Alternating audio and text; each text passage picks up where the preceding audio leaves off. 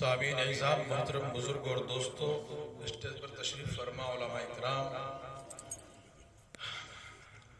میرے استاد محترم جناب حضرت مولانا قاری محمد علاء الدین صاحب دامت فیوزکم والشموس علی حیاتکم المدد اللہ العالی، ان کے حکم پر میں کھڑا ہو گیا۔ میرے دادا استاذ تشریف فرما ہیں جناب حضرت مولانا قاری محمد ریاض صاحب، بڑی خوشی ہوئی ان کا دیدار کر کے۔ میں نے تو پہلی بار ان کا دیدار کیا ہے۔ بڑے بابرکت لوگ ہیں جن کی زندگی پوری قرآن کریم پڑھتے اور پڑھاتے گزر گئی، وہ اللہ کے کیسے نیک بندوں میں سے ہوں گے۔ خیرکم من تعلم القرآن وعلمہ او کما قال علیہ السلام۔ اللہ کے نبی نے فرمایا میری امت میں بہترین شخص وہ ہے جو قرآن کریم کو سیکھے اور سکھائے۔ حضرت قاری ولی اللہ صاحب تشریف فرما ہے، ماشاءاللہ 2 جملوں میں انہوں نے بہت عمدہ نصیحت بھی کر دی اور اپنا انداز بھی بتلا دیا، اور ہم سب یہ بھی جان گئے کہ کتنے گہرے پانی کی مچھلی ہے۔ پھر وہ مولوی ہی کیا کہ جو کسی سے ہار جائے۔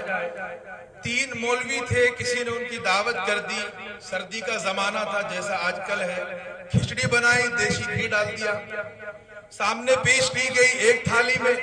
ایک مولوی نے انگلی ڈالی اور کہا جنت میں نہر ایسے بہہ رہی ہوگی تجری من تحتها الانہار، گھی ادھر بہہ کر چلا گیا۔ اب دوسرے مولوی نے سوچا یہ تو بڑا استاد نکلا، سارا گھی تو یہ لے گیا۔ اس نے 2 انگلی ڈالی اور کہا تجریان من تحتها الانہار، کہ بھائی وہ تو ایک شہد کی بھی تو ہے نا، ایک دودھ کی ہے تو ایک شہد کی بھی ہے۔ اب تیسرا مولوی بیٹھا ہوا تھا، وہ کہنے لگا یار یہ تو ڈائریکٹ جنت میں چلے گئے، جنت میں جانے سے پہلے قیامت آئے گی، اور جب قیامت آئے گی تو زلزلہ بھی آئے گا، اور جب زلزلہ آئے گا تو پھر زلزلہ تو دیکھ لیا جائے کیسا ہے۔ اس نے پلیٹ کو اٹھائی اور کہا اذا زلزلت الارض زلزالہا، اذا زلزلت الارض زلزالہا، سارا گھی مل گیا، کہا اب کھائیے۔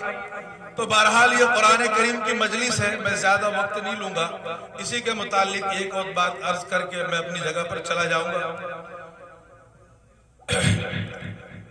میں نے پڑھا کہ ایک خاندان، ایک قبیلہ مسلمان بنا، مسلمان نہیں بنا بلکہ اپنے آپ کو آ کر کے مدینہ پاک میں مسلمان ظاہر کیا اور کہا یا رسول اللہ ہمارا پورا قبیلہ مسلمان ہو گیا ہے، آپ اچھے اچھے قاری ہمیں دے دو، ہمارے قبیلے کے نوجوان قرآن کریم سیکھیں گے۔ ایک روایت میں ہے کہ 10 قاریوں کا قافلہ کیا، اور ایک میں ہے کہ 70 قاریوں کا قافلہ ان کے ساتھ کر دیا۔ بخاری شریف میں 70 کا ذکر ہے۔ اور قاری عامر بن فہیرہ اللہ رب العزت کا بہترین قرآن پڑھتے تھے، ان کا نام خود لیا، یا رسول اللہ قاری عامر بن فہیرہ اللہ کا بہترین قرآن پڑھتے ہیں، ان کو ہمارے ساتھ کر دیا جائے۔ وہ ایسے قاری تھے کہ نبی اکرم صلی اللہ تعالی علیہ وسلم ان کو بلا کر کے خود یہ فرمایا کرتے تھے عامر بن فہیرہ آپ اللہ رب العزت کا بہترین قرآن پڑھتے ہو، مجھے خدا کا قرآن پڑھ کر سناؤ۔ اندازہ لگائیں کہ جس کو نبی اکرم صلی اللہ تعالی علیہ وسلم بلا کر کے یوں کہیں کہ آپ اللہ کا بہترین قرآن پڑھتے ہو، مجھے خدا کا قرآن پڑھ کر سناؤ، وہ کتنا عمدہ قرآن پڑھتے ہوں گے۔ نبی اکرم صلی اللہ تعالی علیہ وسلم نے ان کو بھی ان کے ساتھ کر دیا۔ یہ 10 آدمیوں کا قافلہ جب پہاڑ کے قریب پہنچا، ڈھرے کے قریب پہنچا، تو ظالموں نے حملہ کر دیا، حضور کے قاریوں کو شہید کر دیا۔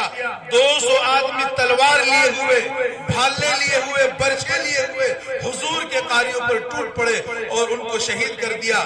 جبار بن سلمہ اس نے قاری عامر بن فہیرہ کے پیٹ میں نیزہ مارا، اور جب اس نے پیٹ میں بھالا مارا تو قاری عامر بن فہیرہ نے نہ آہ کی، نہ ہائے کی، نہ درد کا اظہار کیا، نہ کرم کا اظہار کیا، بس ایک آواز منہ سے نکلی فزت برب کعبہ، میں کامیاب ہو گیا، میری زندگی کامیابی سے ہمکنار ہو گئی۔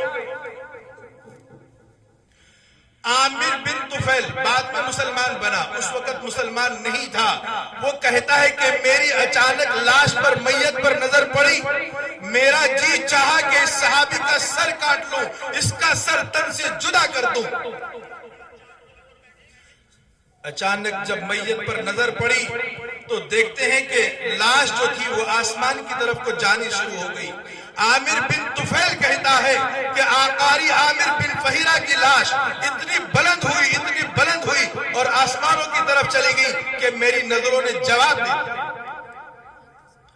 جبریل امین نے جا کر نبی اکرم صلی اللہ تعالیٰ علیہ وسلم کو خبر دی کہ آپ کے قاریوں کے ساتھ میں دھوکہ کیا گیا، دغا کیا گیا. ایک صحابی نے جا کر کے اطلاع دی کہ تمام قاریوں کو شہید کر دیا گیا.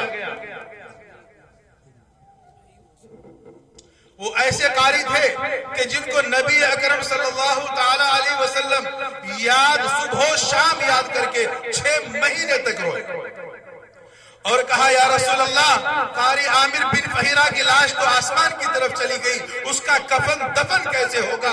تو میرے عزیزو، آسمان سے آواز آئی کہ قاری عامر بن فہیرہ اللہ رب العزت کا بہترین قرآن پڑھتا تھا. عمدہ قرآن کریم پڑھنے کی وجہ سے ان کا مقام اتنا بلند ہو گیا کہ وہ عام آدمیوں کے کفن دفن کے قابل نہیں رہا. اس کا کفن دفن میرے نوری فرشتے خود کریں. میرے عزیزو، یہ ہے مقام عمدہ قرآن کریم پڑھنے والوں کا. میرا جی تو یوں چاہتا تھا کہ میں اور بات کروں، لیکن وقت کا تقاضا یہ ہے کہ اس سے زیادہ وقت اجازت نہیں دیتا، اور پھر میں اپنے اساتذہ کی موجودگی میں بہت زیادہ بولنے کی قدرت بھی نہیں رکھتا. بس ایک بات میرے ذہن میں آئی ہے، یہ میں نے عرض کر دی. اسی بات پر میں اپنی بات کو ختم کرتا ہوں. وآخر دعوانا ان الحمدللہ رب العالمین.